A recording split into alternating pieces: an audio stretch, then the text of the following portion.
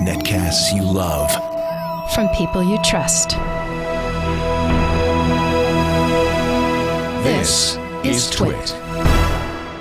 Audio bandwidth for the Daily GizWiz is provided by Winamp. Subscribe to the Daily GizWiz and all your favorite podcasts with the ultimate media player. Download it for free at winamp.com. Video bandwidth for the Daily GizWiz is provided by CacheFly at CacheFly.com. It's time for the Daily GizWiz with Mad's maddest writer, Dick DeBartolo. This is episode 1283 for Wednesday, February 9th, 2011, the iGrill. The Daily GizWiz is brought to you by MailRoute, a secure hosted service that filters viruses and spam for companies of any size. For 10% off the life of your account, visit mailroute.info to sign up. And now, get ready for Dick. It's Wednesday, middle of the week. Time to play No Theme. It's Wednesday. I don't have a Wednesday song, really. Theme day. I could sing the Monday song over again. No, it's Wednesday. Theme Tree Wednesday, the show you cannot hum. There's no way. The day when there's no theme. Now, ladies and gentlemen, since we don't have a theme, the good news is we don't have a host. We just have Dick DeBartolo, the Giz Wiz. Leo, how you doing, pal? You know, I was thinking Yes? you could stop by next week when I'm going to be on the cruise and we're not going to do a show. You could stop by and just say hello. Oh, I always do. To the chat room? Yeah. Maybe answer some questions, Yeah. And if there's someone in the studio, they might even put me up for 20 minutes or something. So now we're recording this ahead of time. And actually, I'll be on the cruise by the time you hear this. But if you, the 5th and 6th of February, if you're hearing this live, is when Scott Wilkinson will be filling in for me on the radio show, and maybe Dick will stop by afterwards. Yeah, I'll probably stop by on the 5th at our normal. Wait, it's the 5th Saturday? Saturday, yes. yeah. Well, the 6th will be busy with the Super Bowl, and once again, congratulations to the Pittsburgh Steelers, the Green Bay Packers, for their amazing victory. I knew they were going to win all along. Did you really? Oh, yeah. I've been a fan of the Pittsburgh Steelers, the Green Bay Packers, for a long time. Good for you. Good for God, I you. hope they don't forget to edit this show. That would be embarrassing. So, Dick, what do you got for a gadget? Okay, so there's Bluetooth everything. You can send Bluetooth music to speakers, and you can send it to your headphones. But till now, there's not been a Bluetooth thermometer. No.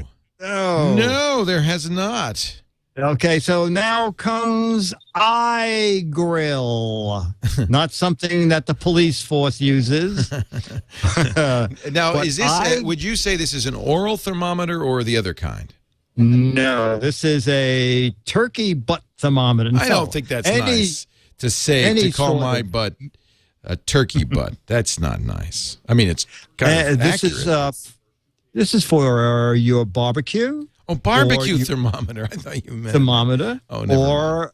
In the oven. The strange thing is, and I left them a message, but they didn't get back to me, is it says that the upper temperature range is 400 degrees, but I was assuming that if you wanted to bake a cake, you wanted to keep track of the oven temperature, which would be 425 for a cake. I don't think this is a cake baking thermometer. Well, I was hoping that I could find a use for it because I don't make meat. Oh, you're not a meat maker.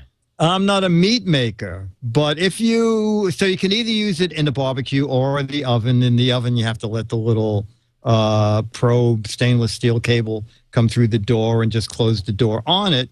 But most barbecues, like a Hotsy Totsy barbecue you bought last year, they have little ports in them so that a temperature probe can come through the little port.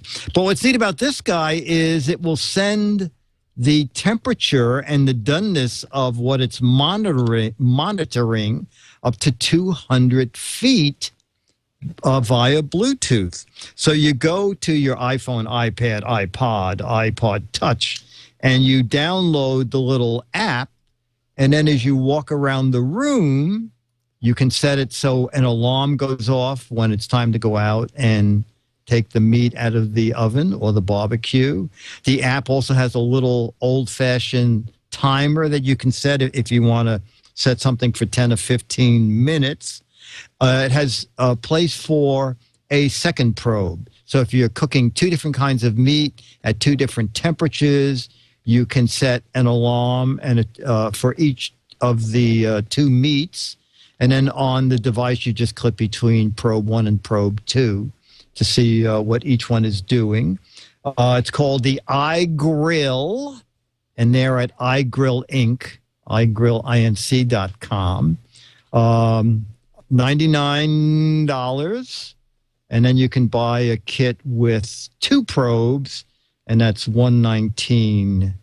Somebody said, why would I want Bluetooth instead of the wireless I have? Well, that's because with Bluetooth, you can use it with your phone and have an app, have an iPod Touch or iPhone app on this. Yeah, exactly. Yes, you don't need, with the other things, you have a whole other device. Right. I have one of those. Just there to read the temperature. Right. This way, and if you want to cook on the road, Well, that's what I asked him. I said, well, if I wanted to run to the grocery store, would this reach to the grocery store? He said, I don't think you want to run to the grocery store if you've got something on the grill. Oh, that's interesting. He was kind of a wise guy. I don't know. Yeah. Well, you know what? They have that $5,000 cable extension. That's option C. Maybe you should get that. As you drive down the road. Yeah, you just unwheel. You just unwind it. And then you put the kid off the back of the truck as you're coming home to loop it all up. Wind it back up again. Yeah, Yes. auto wind. Yes. Just get the auto wind. Another $2,000. Okay. Now you're cooking. Get it? Little pun. You're Little pun cooking, there. so to speak. Now you're cooking with Bluetooth. So it shows the remaining cooking time. The app also has all sorts of recipes. I like the little built-in kitchen time is, you just hit it with your finger, but it sets the dial like it's an old-fashioned timer. It's all very clever. Did you know that there are 49 days, 7 hours, 2 minutes, and 19 seconds to barbecue season? Oh, no. Leo, no. It's 48, 6 hours. Oh, you're in California. Oh, that's right. And by the time you read this, it'll be even closer because it's later than you think. Oh, I have my stuff I have my charcoal. I have my lighter fluid. I got my fluid. I got it all. Oh, that's got it all. I don't have a barbecue, but I just can't resist bargains. It was very cheap. I did that Weber, the little mini mighty thing. Yeah, the 200, wasn't that? Yeah, and I tell you what, that's been a great barbecue. We've been really happy, and it's survived the winter quite well. And I look forward to the return in the Northern Hemisphere of barbecue season. But that's why I am going to the Southern Hemisphere so that I can enjoy fine grilled meats in Buenos Aires, Argentina. I think that's how it's pronounced. Nice.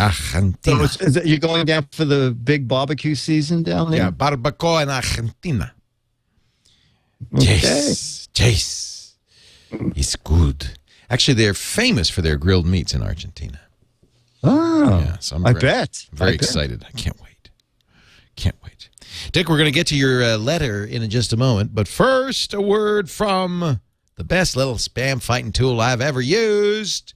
Simple enough. It's called MailRoute. MailRoute. You've heard me talk about MailRoute. My friend Tom Johnson created this. Yeah. I was there at the beginning. I was one of its first customers in 2004, and I have not gone a day without it ever since. Those few times I've accidentally turned it off, boy, do I know what I'm missing. I'll tell you, there's a lot of spam out there. And MailRoute is the best anti-spam solution using very interesting technologies like gray listing, of course, Bayesian filtering, keyword filtering, but a lot more sophisticated stuff too, to make sure that you get no spam and no real messages are trapped. Mailroute.info to find out more. And if you like what you see, they have a free trial. I want you to sign up. They have individual accounts, but really this is for the guy who owns his own server, the big company who's got a lot of mail and a lot of junk. Mailroute.info. Save 10% off the life of your account when you visit that URL. Mailroute. Here come the letters, those lovely letters. Here come This just in. Only 49 days, 7 hours, 2 minutes, and 15 seconds to barbecue season. I've got my apron on. I'm set. Maybe a little premature. Yeah. Robert Haffer, Hafer, writes, Hi, Dick and Leo. I was just watching Daily Giz Wiz 1275. That was a Warehouse Friday where I talked about the amazing space blanket that waves like a Star Wars cape. I forgot what else they said about it. Anyway, he says, those emergency blankets are pure aluminum foil. Really? I thought they were Mylar. No, he says the stuff we cook with is an alloy. Aluminum is very good at reflecting radiated heat, but transmits conducted heat. Oh, it's conducting. That's right. Yeah, so they will keep you warm, but this is bizarre for a blanket. So they will keep you warm if they don't touch your skin.